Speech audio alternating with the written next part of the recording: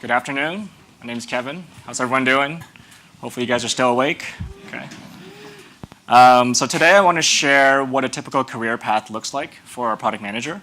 There's many different levels, so I'll be talking about the levels from the very basic, which is associate product manager, all the way through staff product manager, which is where I am today.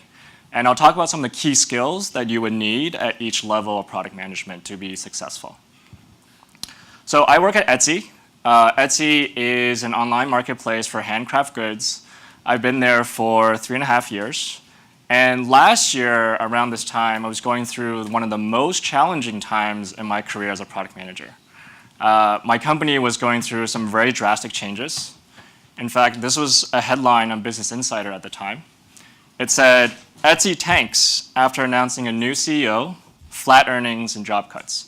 So at this time, we just laid off 25% of the workforce, including our CEO, CTO, and most of our executive team. But as product managers, like myself at Etsy, we were still expected to deliver on the roadmap that we committed to before all the layoffs. So with 25% less people, with a completely demoralized team, and at the same time, we were expected to come up with new strategies to help turn the company around. So needless to say, this is a very challenging time. And it was in this time that I realized the most important skill that every product manager should have, no matter what level you're at, is actually the ability to create positivity.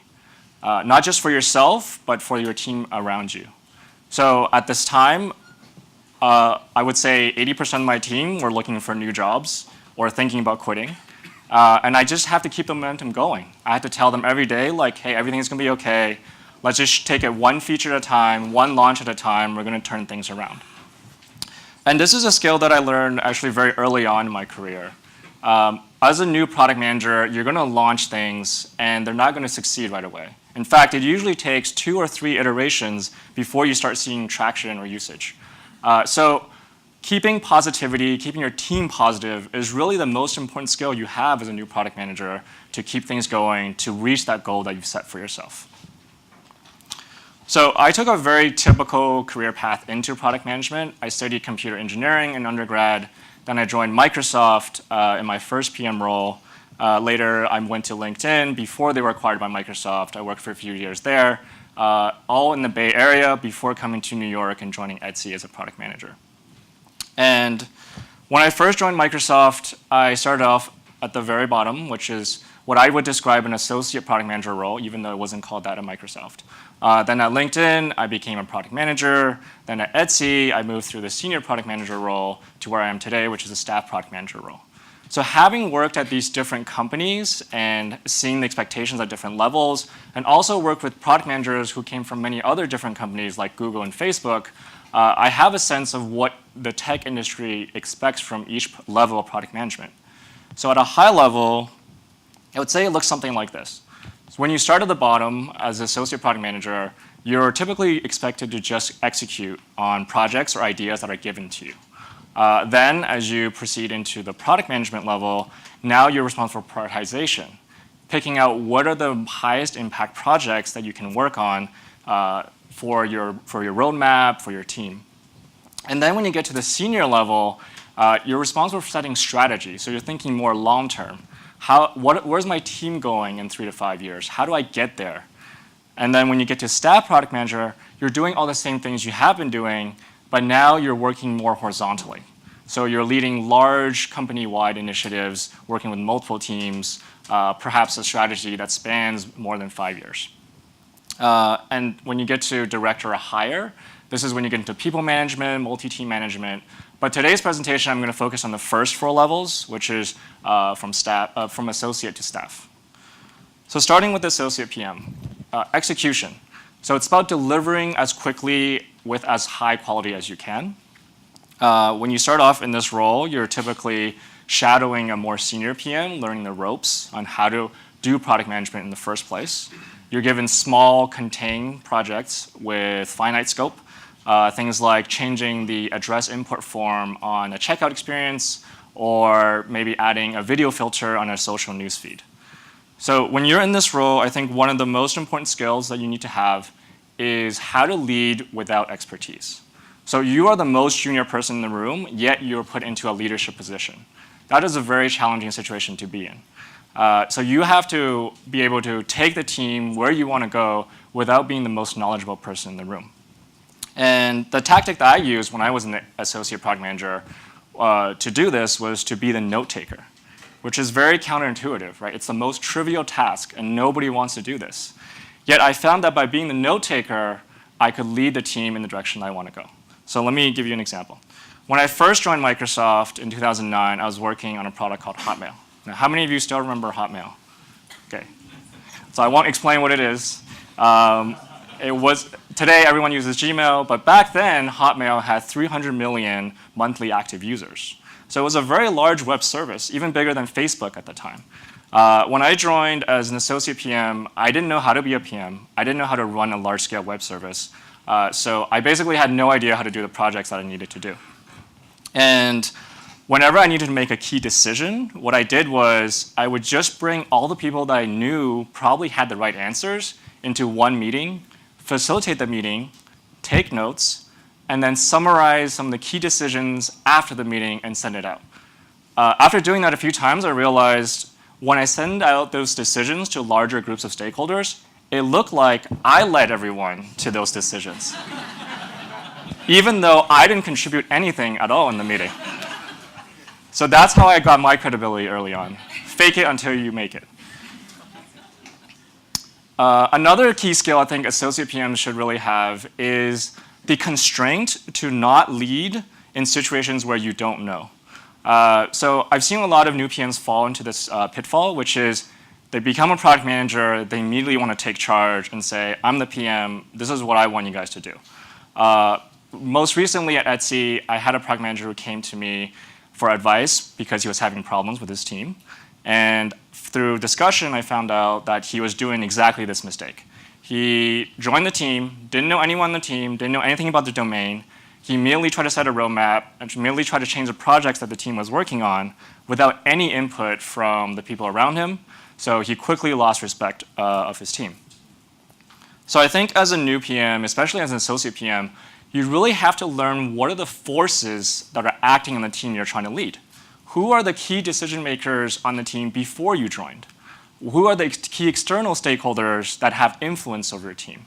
Once you understand these forces, then you can say, okay, I'm going to eliminate some of these forces because they're not really helpful for my team. I'm going to influence some of these other forces so that they become under my influence. And then you can start pivoting the team in the direction that you want to go. After 1 to 2 years as an associate PM, most product managers now move on to the product manager level. So you drop the associate in your title, and now you're a real product manager. At this level, you're not just executing anymore. You are now prioritizing what to work on, picking the projects with the most impactful work. And I think the key skill to prioritization is actually first not prioritizing and defining what your success metric is. So I want to share a poem that I've adapted from the movie Lord of the Rings to describe how important this skill is. One metric to rule them all, one metric to find them, one metric to bring them all, and in the common goal bind them. So what this poem is really saying is you need that one success metric, whether it's revenues, whether it's users, whether it's time spent, in order to measure the impact of everything you want to do. You can't have more than one. Otherwise, you're going to have conflicting prioritization. So when I first joined Etsy, I was working on buyer growth, building marketing emails to bring buyers back to the site to buy again and again. And in this role, I had to partner with our buyer marketing team. So I would create the tools for the templates for the emails, and they would create the marketing content for the emails. So we had to work together. But unfortunately, we had very different success metrics. So the marketing team really cared about just volume of emails, sends, opens, and clicks. Whereas I, on the product side, cared about conversion. People have to come back to the site in order to, and buy something in order for me to call that a success. Because we had these different success metrics, we could never align on which project to work on next. So what I did was I created an overarching metric for both of our teams called the daily active buyer. So these are the number of people that come to the site to buy on a daily basis. So you can see on one side, it encompasses what marketing cares about, which is opens, email sends, clicks. And on the other side, it encompasses conversion rate. So with this framework, we were able to measure every single idea we had, whether it came from the marketing side or the product side, against daily active buyers. So it's very easy to say, we're going to work on project A instead of project B because this one drives more daily active buyers. So after a few years working as a product manager, people then move on to the senior product management role. So at this level, now you're setting strategy. You're looking long term. You're thinking about where your team is going to be in the next few years. And not only do you have to think about a strategy, you have to make it convincing for everyone around you. So because you need buy-in on the strategy from your team, from your manager, most of the time from your CEO. So the most important skill at this level is creating a convincing strategy. So a convincing strategy has a few components. First, it has a destination, a very exciting destination that people are motivated to get there. For example, let's go to Mars, right? And once you have that destination, you then need a very urgent timeline to get there so that people are motivated to work on it. So you can't say, let's go to Mars in 50 years. You have to say, let's go to Mars in 5 years. Once you have the destination and this timeline, then you can create a roadmap, which are a series of logical, analytically sound steps for you to get there. So let me show you an example. Let's say we're an e-commerce company, not naming names, that charges $100 a year to my customers for 2-day delivery. And in 3 to 5 years, I want my company to only charge my customers $10 a year for under 5-hour delivery. So the destination here is a 10x increase in speed and a 10x decrease in cost. So that is ambitious. It's barely realistic, so it's exciting, right? And then you give yourself a timeline to get there in 3 to 5 years. So there's urgency. We can't think about this problem for too long. We got to act right now. So once you have this framework, then you can start coming up with a roadmap. So the first step, maybe I want to solve, is creating the best cross-country delivery logistics in the world. So maybe I stop partnering with my traditional carriers like FedEx and UPS, and I drive my own trucks and hire my own drivers to deliver on the routes that are optimized for my customers.